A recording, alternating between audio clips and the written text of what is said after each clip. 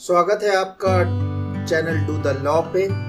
हम बात कर रहे हैं कॉन्स्टिट्यूशनल लॉ की, और कॉन्स्टिट्यूशनल लॉ में अब शुरुआत करते हैं नागरिकता की या सिटीजनशिप।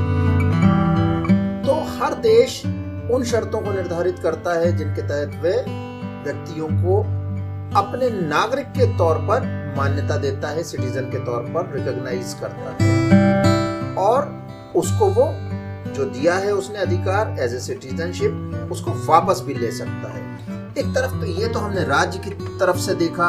अब देखते हैं हम कि नागरिक के नजरिए से अगर हम देखें तो राजनीतिक सामाजिक अधिकारों को देता है citizenship, civil political social rights उनके मुकाबले जो कि नागरिक नहीं है। तो कुल मिलाकर ये वो अधिकार हैं जो कि एक राज्य द्वारा अपने नागरिक को दिए जाते हैं, और जो नागरिक नहीं है उनको वो अधिकार नहीं प्राप्त होते हैं। बहुत सारे लोग अलग अलग वजहों से नागरिकता लेते हैं, सिटीजनशिप लेते हैं। कोई फ्रीडम तलाश रहा होता है, कोई इसलिए लेता है कि उसको उस देश का नागरिक बनना है, किसी को सुरक्षा चाहिए, इस वजह से। आगे हम अगर इसकी डेफिनेशन की बात करें तो इसको यूं कह सकते हैं कि a concept that defines who we are, where we belong and what rights and privileges we possess है।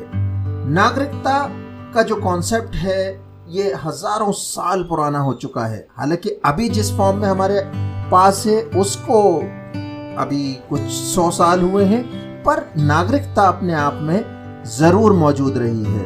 अगर हम बात करते हैं एंशिएंट ग्रीस की, जो कि 5वीं सेंचुरी BCE यानी जीसस क्राइस्ट के पहले का जो समय है 5वीं सेंचुरी का, उस दौरान अगर हम एक नज़र डालते हैं तो वहाँ पर एक ख़ास तरह के शहर या राज्य तक ही महदूद था, और वो वहाँ के आज़ाद पुरुष नागरिकों को, मेल सिटीजन्स को ही दिया जाता था।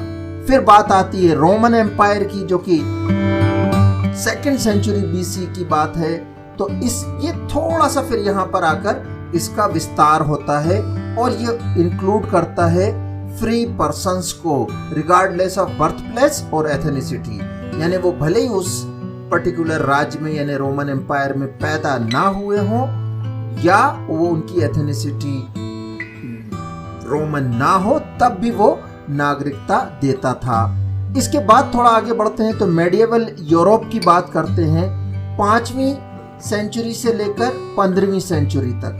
इसमें जो फ्यूडल लॉर्ड्स थे, फ्यूडल लॉर्ड्स से मतलब बड़े बड़े जो खेती के करने वाले, बड़े अधिकार रखने वाले ऐसे लोग, उनको ये दी जाती थी, उनके द्वारा दी जाती थी उन व्यक्तियों को जिनसे वो अपनी उनकी एक तरह की विश्वसनीयता चाहते थे। यानी बड़े लोगों द्वारा, प्रभावशाली लोगों द्वारा आम लोगों को दिया जाता था, ताकि ये सुनिश्चित किया जा सके कि वह उनके विश्वास पात्र बने रहेंगे।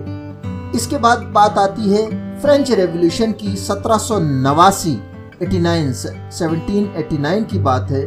उसमें declaration of right of man and citizens जो था, उसके माध्यम से सभी पुरुषों को बेस्ड ऑन देयर बर्थ और नेचुरलाइजेशन क्या है इसको हम थोड़ा आगे जाकर देखेंगे। तो ये उनके जन्म होने या उनके किन्हीं शर्तों को पूरा कर देने की वजह से दी जाती थी।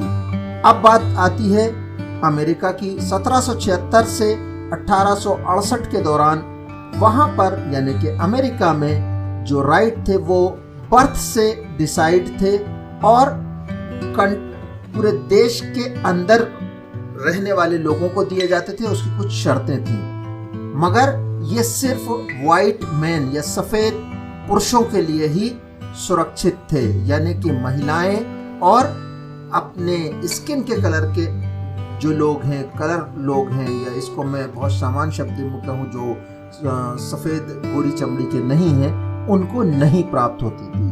अब थोड़ा आगे बढ़ते हैं।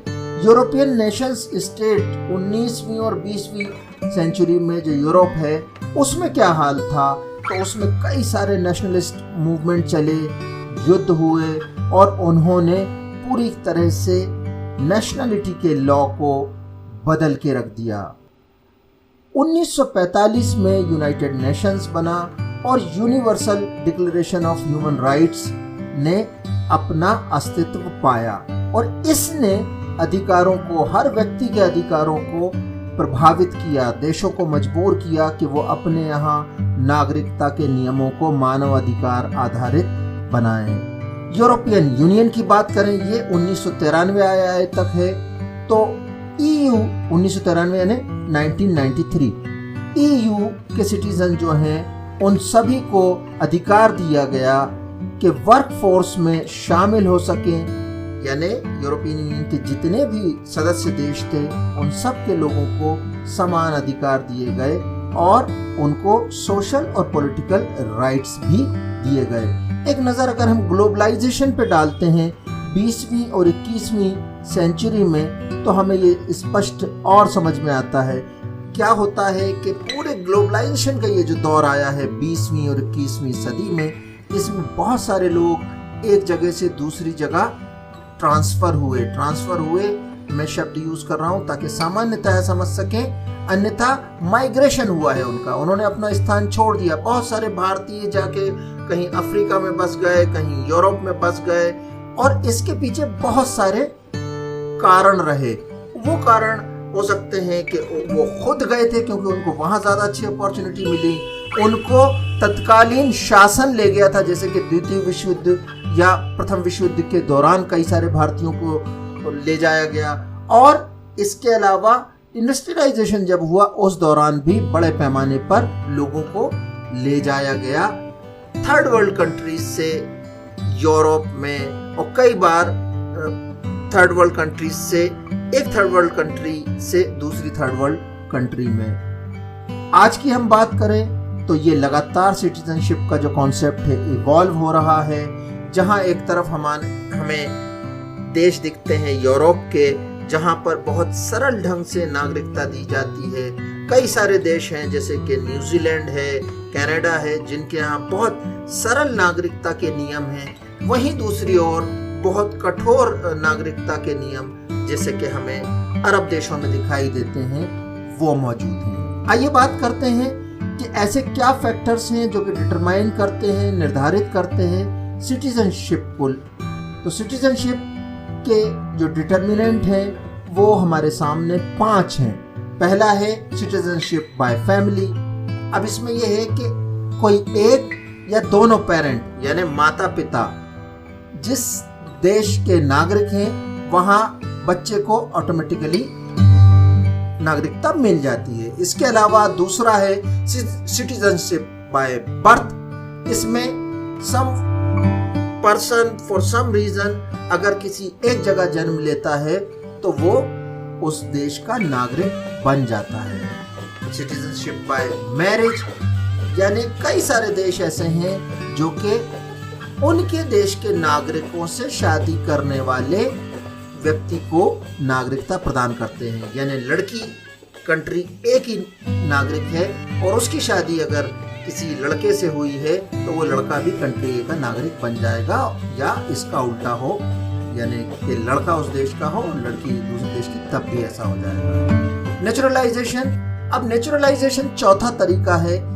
जो डिटरमाइन करता है नागरिकता को। इसमें होता यह है कि कुछ नियम बनाए हुए होते हैं सरकार ने उस देश की कि आपको इतना इन्वेस्टमेंट शो करना पड़ेगा, इतने साल तक रहना पड़ेगा, आपके ऊपर कोई क्रिमिनल केस नहीं हो, तब जाके आपको नागरिकता दी जा सकती है। तो ये नेचुरलाइजेशन यानी उन्होंने एक अपना सिस्टम बनाया हुआ है कि जब इन नियमों का पालन करेंगे तो नेचुरली आपको सिटीजनशिप मिल जाएगी। 5वां है सिटीजनशिप बाय इन्वेस्टमेंट और इकोनॉमिक सिटीजनशिप। इसमें होता यह है कि लोगों से कहा जाता है कि आप एक मुश्त राशि इन्वेस्ट करिए।